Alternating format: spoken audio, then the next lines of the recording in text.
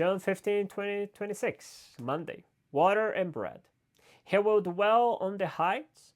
The strongholds of the rocks will be his high refuge.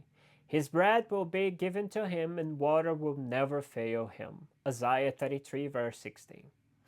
After walking for a full day in the wilderness, the fugitive prophet sat down in the shade of a tree, and before lying down to sleep, he prayed to God, "It is enough, O Lord God, take my life now. I'm a failure." 1 Kings 19, verse 4. Poor Elijah.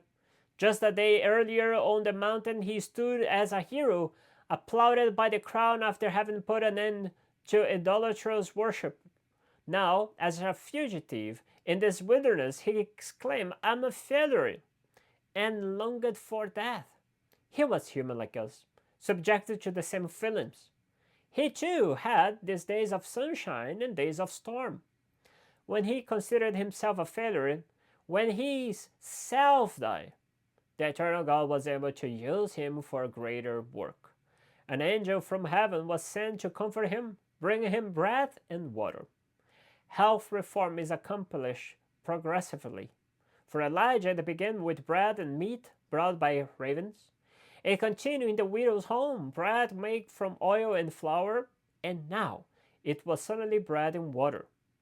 Ellen White also counsels us to undertake dietary reform progressively.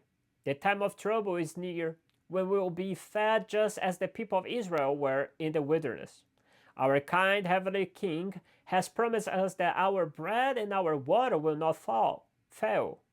However, those who are dominated by their appetite will turn back to these fleshpots of Egypt and will fail in their journey toward the heavenly Canaan. How are your dietary choices? Have you been dominated by your stomach? Think about this. I remember growing up, going to visit my grandfather. He always will say, "Hey, time for lunch." And I will go and say, "I'm starving, I'm hungry." And that moment will be a teaching moment that would tell me, "You're not starving, you're not with hungry. I had hunger when I was a kid in the World War, but you may just crave for." And it's interesting that even today, 36 years old now, I'm still learning to make this distinction between craving and hungry. May I talk with someone that, yes, you're feeling hungry. And I pray that the Father of Heaven can supply all your needs.